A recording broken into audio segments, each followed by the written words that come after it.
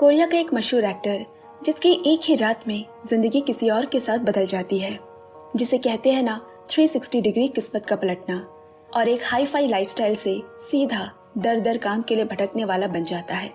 Movie stripe के अनगिनत कहानियों के पिटारों से आज है 2023 की कोरियन मूवी स्विच। डायरेक्टर मा दायोन, IMDb 6.7। ये कहानी है पार्क कांग नाम के एक मशहूर अभिनेता की, जो अपने करियर में काफी तेजी से उभर रहा है। उसकी कामयाबी की वजह से अब उसकी माँ दुनिया में कहीं भी अपनी मर्जी से कुछ भी खरीद सकती है, कहीं भी घूमने जा सकती है। कांग ने अपनी जिंदगी में पैसा और अपना करियर दोनों हासिल किया। वो अपने आप को काफी किस्मत वाला समझता है और अपनी शोहरत पर गर्व भी महसूस करता है। कांग एक लग्जरी आलीशान अपार्टमेंट पर रहता है जो काफी महंगा है। वो जहाँ भी जाता है उसके साथ हमेशा उसका मैनेजर जोयून रहता है। जोयून भी एक एक्टर हुआ करता था, लेकिन कोई अच्छी रोल न मिलने के कारण उसने एक्टिंग छोड़ने का फैसला किया और अपनी रोजी रोटी के लिए कांग का मैनेजर बन गया। वो कांग के सभी मामलों और उसके रोजाना के शेड्यूल को मैनेज करता है। अब कांग की कामयाबी में एक और नया सितारा जुड़ गया। उसे बेस्ट मेल एक्टर का अवार्ड से नवाजा गया। अपने शब्दों में उसने धन्यवाद देते हुए कहा, करियर की शुरुआत में मुझे बिल्कुल भी उम्मीद नहीं थी कि मैं कभी इस मुकाम तक भी पहुंचूंगा, लेकिन आज मेरा ये सपना भी पूरा हो गया। मुझे बेस्ट एक्टर का अवार्ड मिला, इसके लिए मैं सभी का आभारी हूँ। दूसरी तरफ सोह्योन नाम की एक लड़की पार्क कांग को टीवी पर अवार्ड लेते देख रही है। कांग अपनी गरीबी से ऊपर उठा है।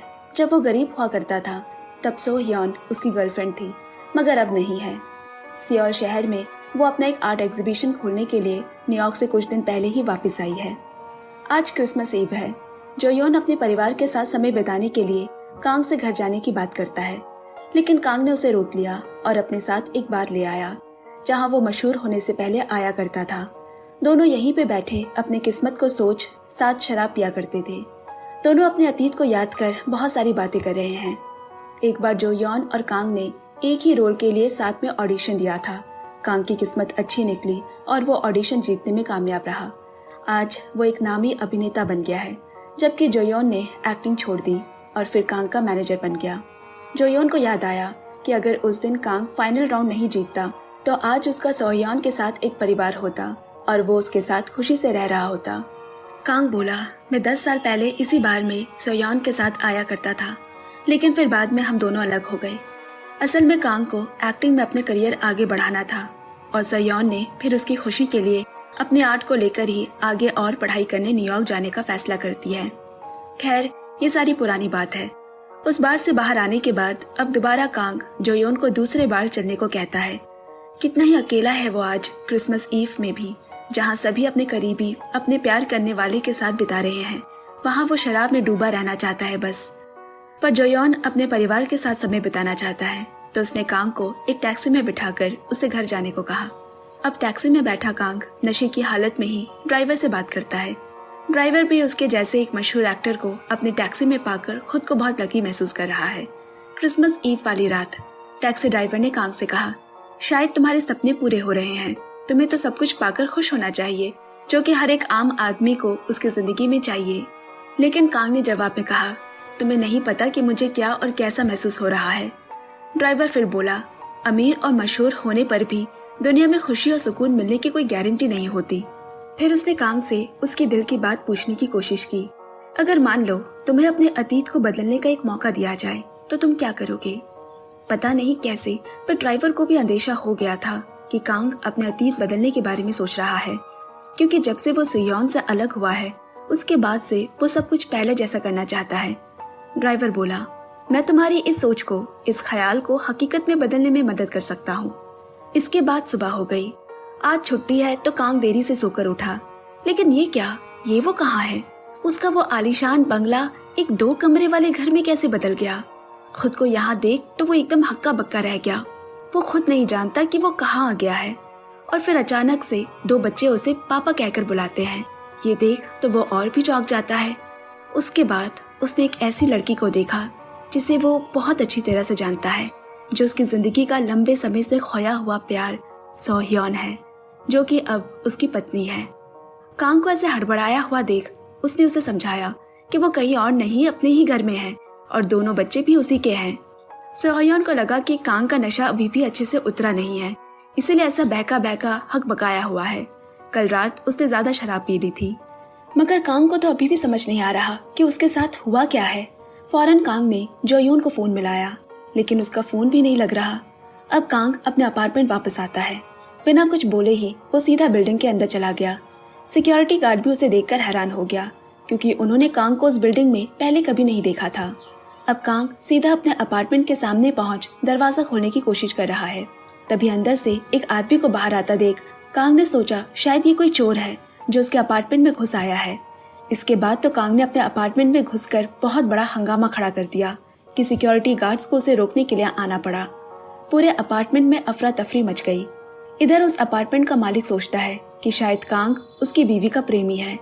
कांग ने उसे समझाने की कोशिश की कि वो एक मशहूर एक्टर है, लेकिन कोई उसे वहाँ पहचानता ही नहीं है। अब लोगों ने कांग को पुलिस के हवाले कर दिया, यूं इस तरह किसी के घर में घुसाने के लिए। अब कांग का गुस्सा बर्दाश्त से बाहर हो रहा है। इतना मशहूर हस्ती है वो, और उसके साथ ऐसा सलूक किया जा रहा है। उसे उसके ही अपार्टमेंट में घुसने नहीं दिया जा रहा। पुलिस ने डेटाबेस चेक कर उसे बताया कि वो अपार्टमेंट उसका नहीं है। कांग ये देख सदमे में रह गया कि उसने एक ही रात में अपना सब कुछ खो दिया है, नाम, शोहरत, इज्जत, सब।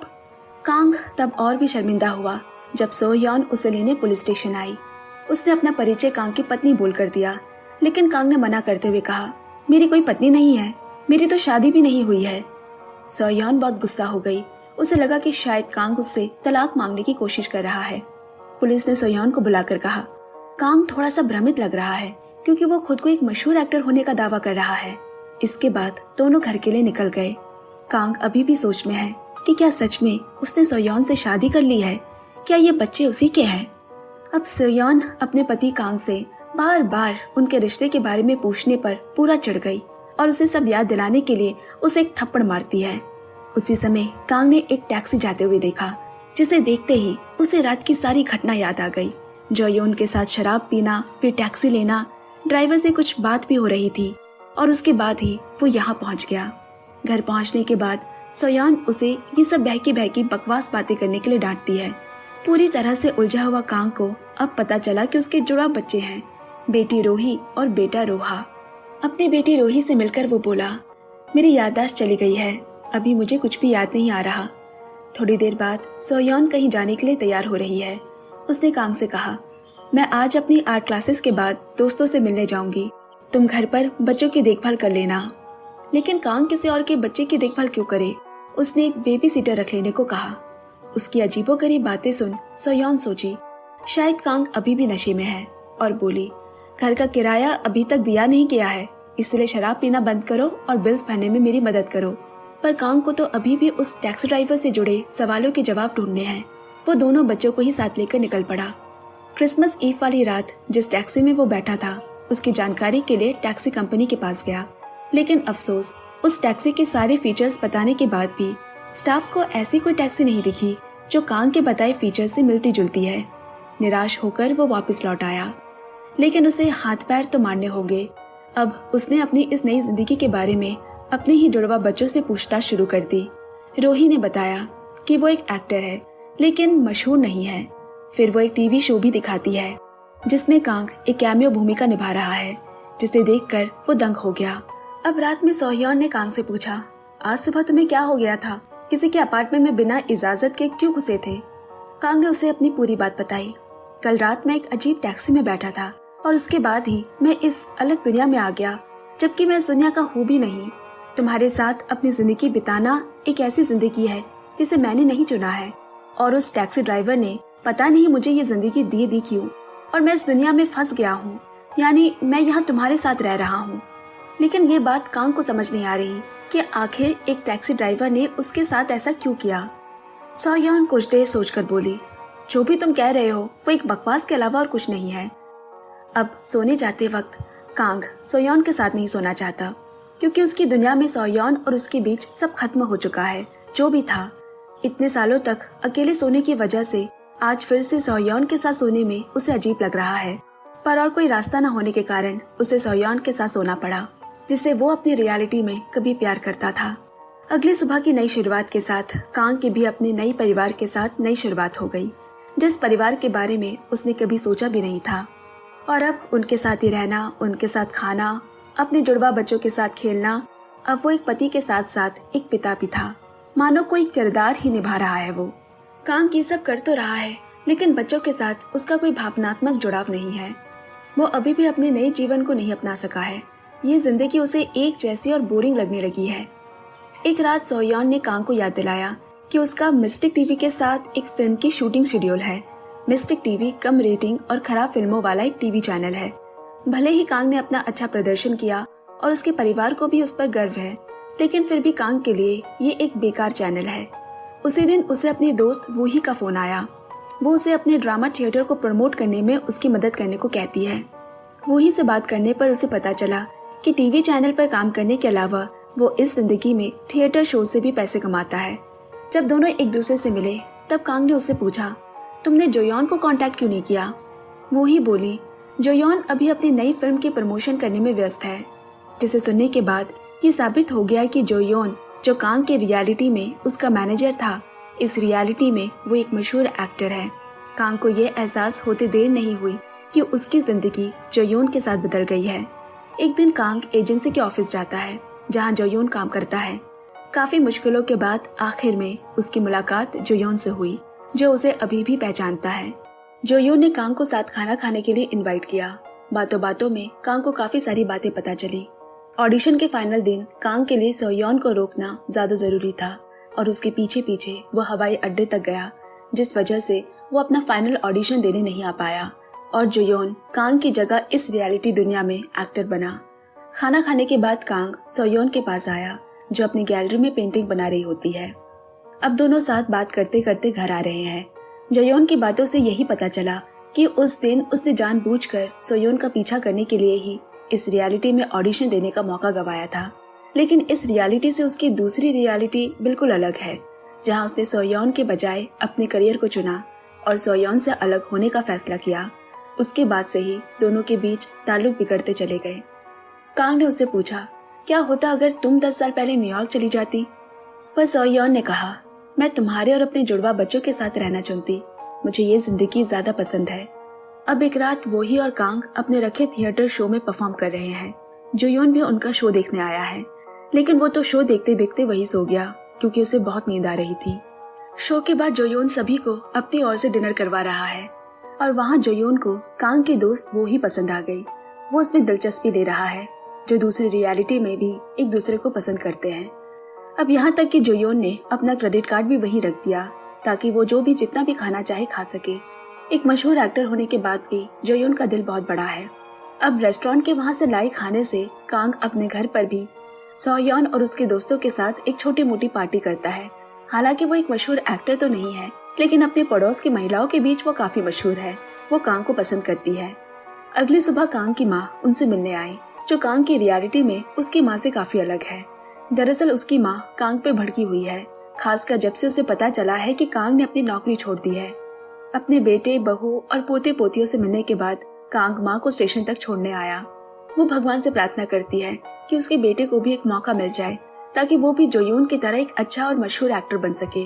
फिर उन्होंने उसे कुछ पैसे दिए जिससे वो अपने परिवार पे कुछ खर्चे कर सके और साथ ही पिता की कब्र के लिए फूल खरीदे। उसने अपनी माँ का कहा तो माना, लेकिन हमेशा की तरह वो अपने पिता की कब्र पर नहीं जाना चाहता क्योंकि कांग के पास उसके पिता की कोई भी अच्छी यादें नहीं है। अब काम के लिए दर दर भटक रहा कांग एक और ऑडिशन देने गया। उसने परफॉर्मेंस भी अच्छी दी, लेकिन ऑडिशन लेने वाले को पता है कि कांग जोयोन का बेस्ट फ्रेंड है और अक्सर उसके साथ घूमता है, तो उन्होंने उसे ही इस फिल्म के रोल के लिए उसकी जगह जोयोन को मनाने को कहा। अपनी कैसी किस्मत छोड़कर किस तरह की किस्मत वो ले आया, उसे खुद पे गुस्सा आ रहा है, लाचार महसूस कर रहा है। इसके बाद उसने जोयोन से मिलकर सारी बातें बताई। जोयोन भी ये सुनकर हैरान हो गया। इसके अलावा बात ये भी थी कि उसने जानबूझकर ये ऑडिशन नहीं दिया था क्योंकि वो चाहता था कि कांग को ये रोल मिले ताकि वो अपनी फैमिली के लिए पैसे कमा सके। जोयोन समझ गया कि कांग ऑडिशन के बाद ऑडिशन देने में अपना सारा समय बर्बाद नहीं कर सकता और चूंकि जोयोन को भी अपने लिए किसी एक ऐसे आदमी की जरूरत है जिस पर वो भरोसा कर सके, उसने कांग को अपने मैनेजर की नौकरी ऑफर की, मगर कांग ने इस ऑफर को ठुकरा दिया और गुस्से में वहां से चला गया। उसकी जिंदगी जिस तरह से एक ही रात में 360 डिग्री पलटी है, वो इन सब से बहुत ही ज्यादा निराश है। अगले दिन कांग सोयोन से मिलने उसकी आर्ट गैलरी में गया, लेकिन वो वहाँ नहीं है। उसने एक मैसेज छोड़ा है कि वो अब से आर्ट क्लासेस अटेंड नहीं करेगी। ये मुसीबत कम नहीं थी कि इसके बाद एक और मुसीबत आ खड़ी हुई। कांग बच्चों को लेकर पार्क आया हुआ है। रोही अपने पापा से पूछ रही है, एक्टर्स अपने फैन को आमतौर पर कैसे सिग्नेचर देते हैं? फिर कांग ने उसे साइन करके दिखाया। ये देख रोही ऊपर वाले से प्रार्थना करने लगी कि एक दिन उसके पापा भी दूसरे मशहूर एक्टर की तरह सभी को अपना ऑटोग्राफ साइन करके दे। मगर तभी अचानक रोहा अकेले खेलते खेलते झूले से गिर गया। कांग तुरंत उसे लेकर अस्पताल दौड़ा। थोड़ी देर बाद सोयोन भी अस्पताल पहुंची और वहां कांग को पता चला कि वो अब एक स्टोर में काम करती है। सोयोन का उसे ये बात ना बताना कांग को बहुत ठेस पहुंचाता है, क्योंकि वही इस परिवार का कर्ता धर्ता है। अब कांग अस्पताल के बिल्स भरने अपने एटीएम कार्ड से पैसे निकालने आया तो पता चला कि उसमें पैसे ही नहीं है। कांग इस रियलिटी में खुद को बहुत ही बेचारा महसूस करता है, क्योंकि पिछले 10 सालों से वो अपने परिवार के लिए कुछ भी नहीं कर सका। कोई और रास्ता न देख उसे मजबूरन जोयोन का ऑफर उसका मैनेजर बनने को मानना पड़ा। उस रियलिटी में जोयोन उसका मैनेजर था, तो कांग उसकी वो सारी खूबी, वो सारा अनुभव लेकर अब अपने काम की लिस्ट तैयार करने लगा। जोयोन के शेड्यूल से लेकर उसके शूटिंग के वक्त मदद करना, यहाँ तक कि उसे पापराजी से बचाने का काम भी। कांग फिल्म्स और एडवर्टाइजमेंट में भी पैसों को लेकर डील और जोयोन को कोई सलाह देने में भी नहीं झिझकता। कांग भी अपने 10 साल के अनुभव को लगाकर जोयोन को बेहतरीन सलाह देता, जिससे वो और ज्यादा पैसे कमा सके। और कभी कभी तो वो जोयोन की स्क्रिप्ट पढ़ने में मदद भी करता और साथ ही स्क्रिप्ट को पढ़कर वो इस कदर भावनाओं में बहकर रोने भी लग जाता, क्योंकि उसने काफी लंबे समय से कोई स्क्रिप्ट ही नहीं पढ़ी है। दरअसल अपनी उस रियलिटी में कांग इतना ही आलसी था कि स्क्रिप्ट को कभी याद ही नहीं करता। अब यहाँ जोयो स्क्रिप्ट याद करने में इतना ही ज्यादा समय ले रहा है कि जिससे बाकी के साइड एक्टर्स उसका और इंतजार नहीं कर वहाँ से चले जाते हैं। आखिर में डायरेक्टर कांग को वो रोल देने का तय करते हैं, क्योंकि वो जानते हैं कि कांग एक अच्छा एक्टर था। कांग भी चाहता था कि उसे एक मौका मिल जाए, और रोल घुड़सवारी का था, जिसमें कांग माहिर है। कांग के इस अच्छे काम की प्रशंसा यहाँ तक कि डायरेक्टर ने भी की, क्योंकि जोयोन जो कि मेन एक्टर होने के बावजूद उसे घुड़सवारी नहीं आती। इस बार कांग को बाकी मूवीज में साइड रोल के बदले एक लीड रोल मिला। उसने भी एक एक्टर के रूप में अपना काम पूरी मेहनत, बखूबी और बेहतरीन तरीके से किया, जैसे कोई मांझा हुआ कलाकार हो। यहाँ तक कि उसके परिवार वाले भी उसकी मेहनत और काम देख आश्चर्यचकित हो जाते हैं, क्योंकि पहले कांग सिर्फ साइड एक्टर का रोल निभाता था। धीरे धीरे कांग को अपनी ये जिंदगी भी पसंद आने लगी और अब वो अपने परिवार का सही तरीके से ख्याल रख पा रहा है। वो उनसे पहले से ज्यादा प्यार करने लगा है। उसकी जिंदगी पहले से ज्यादा बेहतर हो गई है। कहीं भी कभी भी अच्छी जगह पर खाना, समय से अपने सारे बिल्स भर देना, ये सब आसान हो गया, क्योंकि उसकी कमाई अब पहले से स्टेबल हो गई है। लेकिन जमीनी तौर पर इन सब ने उसे भी बदल दिया है, और ये चीज सोयोन को तब महसूस हुई जब कांग उसे जोयोन के अपार्टमेंट ले गया, जिसे जोयोन ने कांग को उसके परिवार के रहने के लिए भाड़े पर दिया है। मगर सोयोन ये नहीं चाहती है। उसे लग रहा है कि पैसों ने कांग को भी पूरी तरह से बदल दिया है, कि वो अपने उस छोटे से घर को भूलकर उसे छोड़ देना चाहता है, जहाँ से उन्होंने अपनी शुरुआत की थी, जहाँ वो अपने जुड़वा बच्चों की इतनी सारी यादों को छोड़ना चाहता है। सोयोन नहीं चाहती कि इस अपार्टमेंट में आने के बाद वो उन सभी यादों को भी खो दे। और दूसरी तरफ कांग चाहता है कि जो वो अब तक नहीं कर सका वो करे, अपनी पत्नी और अपने बच्चों को एक अच्छी, एक आरामदेह जिंदगी दे। वो उन्हें बेहतर से बेहतरीन देना चाहता है। कांग अभी भी अपनी पिछली जिंदगी उसकी दूसरी रियलिटी की तरह सोचता है, लेकिन ये सब सोयोन के लिए मायने नहीं रखता। उसके लिए उसका परिवार का होना मायने रखता है। वो उनके साथ अपनी इस जिंदगी को साधारण तरीके से जीना चाहती है। दोनों के बीच इस बात को लेकर बहुत बहस हुई। उस रात कांग को नींद नहीं आ रही और फिर वो अपने बच्चों के कमरे में गया। उन्हें देख उसे एहसास हुआ कि जिंदगी में बस ऐशो आराम, बड़ी बड़ी ख्वाहिशें, महंगी गाड़ी, बंगला यही नहीं है जिसके पीछे हम भागते रहे। उसके अलावा और भी चीजें हैं जो बेशकीमती है। एक परिवार जिसकी कमी वो अपनी उस रियलिटी में महसूस करता था, और यही गलती वो दोबारा नहीं कर सकता। अपने अतीत की गलतियों से उसने सीखा कि एक शानदार ऐशो आराम की जिंदगी से बहुत दूर होने के बावजूद भी ये जिंदगी, ये चीज उसे खुश रखती है, बजाय कि वो अमीर और अकेला रहे। दिन, हफ्ते, महीने बीतने लगे। अब कांग भी अपनी पुरानी उस रियलिटी की जिंदगी को भुलाकर आगे बढ़ने लगा। उसने जोयोन के साथ ड्रामे में अपना किरदार भी बखूबी से निभाया।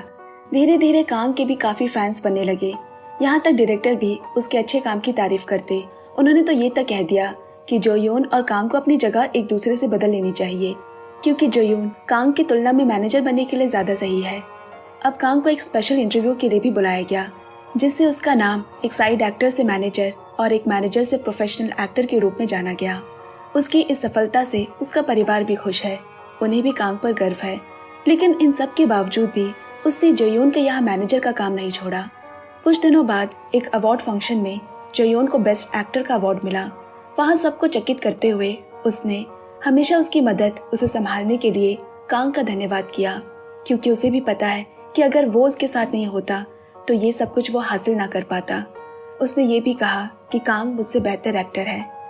आज के दिन को सेलिब्रेट करने के लिए जोयोन कांग को उसी बार में लेकर आया। बात करते करते उसने कांग को बताया कि अगले ड्रामा के लिए एक किरदार खाली है, लेकिन शूटिंग 3 महीने के लिए विदेश में होने वाली है। कांग ने इस ऑफर को लेने से मना कर दिया, क्योंकि वो अपने परिवार से इतने लंबे समय तक दूर नहीं रहना चाहता। कांग उस काम के बजाय दूसरी नौकरी ढूंढने को तैयार है। अब जोयोन ने भी मुस्कुराते हुए अपने दिल की बात बताई। मुझे भी वो ही से प्यार हो गया है। कभी कभी मुझे तुम्हें और तुम्हारे परिवार को देखकर ईर्ष्या होती है। काश मेरा भी एक ऐसा परिवार होता। मैं चाहता हूँ कि हम दोनों की जिंदगी आपस में बदल जाए। थोड़ी देर बाद दोनों बार से निकले, लेकिन तभी वो ही वहाँ आ गई और जोयोन को अपने साथ ले गई। वो भी उसे पसंद करती है। और इधर कांग ने घर जाने के लिए एक टैक्सी पकड़ ली। वो रात भी क्रिसमस ईव की रात है, ठीक 1 साल पहले, जब कांग की पूरी जिंदगी बदल गई थी। कांग टैक्सी में बैठा तो ड्राइवर ने उसे फिर से याद दिलाया, कांग तुम्हारे पास थोड़ा सा ही वक्त बचा है, इसके बाद तुम अपनी वही पहली वाली जिंदगी में लौट आओगे। ये सुन अचानक से कांग को अपनी पिछली जिंदगी का सब कुछ याद आ गया। पर कांग वापस नहीं जाना चाहता। वो यही इसी जिंदगी में रहना चाहता है। अफसोस वो ऐसा नहीं कर सकता। समय आने पर उसे अपनी हकीकत में दोबारा लौटना होगा। कांग उस ड्राइवर पर बहुत गुस्सा हो गया कि वो कैसे उसकी जिंदगी के साथ खेल रहा है। क्या होगा उसकी जिंदगी में, वो क्यों और कैसे तय कर रहा है। उसकी जिंदगी क्या वापस से बदल जाएगी, जबकि वो अपनी इस जिंदगी में सब कुछ ठीक करता रहा। तभी अचानक से गाड़ी रुकी और कांग को उस वक्त पता चला कि वो ड्राइवर और कोई नहीं, उसके मर चुके बाबा है। कांग एकदम से चौंक उठा। उसके बाबा ने उससे माफी मांगते हुए कहा, कांग मुझे आज तक बहुत दुख, बहुत पछतावा है कि मैंने तुम्हारे साथ समय नहीं बिताया, तुम्हें एक पिता का प्यार नहीं दे पाया, बस हर वक्त अपने काम में लगा रहा, जबकि तुम्हें मेरी कितनी जरूरत थी।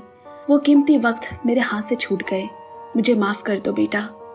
ये घड़ी कांग के लिए भी बहुत मुश्किल है। वो काफी भावुक हो उठा, क्योंकि असल में कांग ने अपने बाबा के मरने तक कभी उनसे बात ही नहीं की थी, और आज जब उनसे बात करने का मौका मिला है तो वो रहे नहीं। दोनों ही बहुत रोते हैं। आज वही गलती का एहसास अपने बेटे को करवाकर उन्हें भी मुक्ति मिल गई। इससे बढ़िया क्रिसमस का तोहफा वो अपने बेटे को और क्या दे सकता था। कांग घर लौट आया, जल्दी से अपने बच्चों को कसकर गले लगाया। उस रात बच्चों को सुलाते हुए उनके मासूम चेहरे को निहारता रहा। अगली सुबह वो उनका ये चेहरा फिर कभी नहीं देख सकेगा, फिर कभी उन्हें ऐसे नहीं सुला पाएगा। सोह्योन और कांग दोनों साथ बैठे हैं। सोह्योन ने उसके बाबा के साथ कांग की खींची एक तस्वीर उसे दिखाई जब वो बच्चा था। कांग का रिश्ता कभी उसके बाबा के साथ कुछ खास नहीं था, लेकिन आज की घटना ने उसका नजरिया बदल दिया। परिवार के साथ समय बिताना कितना अनमोल, कितना कीमती होता है। आज की अपनी आखिरी रात वो सोह्योन के साथ बिताते हुए गुजारता है और साथ ही उन अच्छे पलों को जाने देने की कोशिश कर रहा है जो उसने सोह्योन के साथ गुजारे हैं। अगली सुबह कांग फिर से अपने उसी आलीशान अपार्टमेंट में उठा। उसके पास सब कुछ है, लेकिन सब बेमायने, बेमतलब से लग रहे हैं। खाली खाली सी लग रही है उसे अपनी जिंदगी, क्योंकि उसके पास जो भी अच्छी चीज थी वो उससे छीन ली गई है। अब जोयोन उसके पास आया। कांग ने उससे सोह्योन और उसके आर्ट एग्जीबिशन के बारे में पूछा जो वो शहर में रख रही है। जोयोन बोला, आज ही उसके एग्जीबिशन का आखिरी दिन है। कांग ये सुनकर हैरान हो गया, क्योंकि उसे लग रहा था कि उसकी जिंदगी का बीता 1 साल हो चुका है, जबकि उसकी असल की जिंदगी में अभी तो सिर्फ 1 रात ही गुजरी है। अब कांग ने जोयोन को एक और ऑडिशन के लिए अप्लाई करने को कहा, जिसके लिए वो खुद पैसे देगा। इतना कहकर वो वहाँ से एग्जीबिशन की तरफ निकल पड़ा। जब तक वो वहाँ पहुंचा तो पाया कि इवेंट्स खत्म हो चुके हैं और स्टाफ सारा सामान पैक कर रहे हैं। कांग घबरा गया, इधर उधर सोह्योन को ढूंढने लगा। तभी दीवार पर एक टंगी पेंटिंग देख उसके होश ही उड़ गए। क्योंकि पेंटिंग में वही घर बना हुआ है जहाँ वो अपने सपने में रहा करता था। तभी सोह्योन भी कांग के सामने आकर खड़ी हो गई। तुम यहाँ क्यों आए हो? कांग ने बिना कोई बात बढ़ाए सीधा पूछा, तुमने ये पेंटिंग कैसे बनाई? और फिर कांग सोह्योन को उसी जगह लेकर गया जहाँ वैसा ही घर है जो उसने अपनी पेंटिंग में बनाई है। सोह्योन भी ये देखकर हैरान रह गई। कांग को आखिरकार ये एहसास हुआ कि भले ही ये एक सपना था, लेकिन ये उसकी जिंदगी का सबसे खुशनुमा पल थे। इस बात को 2 साल गुजर गए। कांग ने आखिर में सोह्योन से शादी कर ली और उनके जुड़वा बच्चे भी हुए, जिनका नाम उन्होंने रोही और रोहा ही रखा। लेकिन उसने जो सपना देखा था उससे अलग इस बार ये है कि ये सब कुछ, ये सारे पल वो सोह्योन के साथ शुरू से जी रहा है। इसी के साथ ये खूबसूरत कहानी भी यही समाप्त हो जाती है। धन्यवाद। कहानी कैसी लगी कमेंट्स में जरूर शेयर करें। साथ ही वीडियो को लाइक शेयर कमेंट भी पक्के से करें दोस्तों। अगली कहानी आने तक सुनते रहिए, सुनाते रहिए Movies Tribe. Bye bye, love you and take care friends.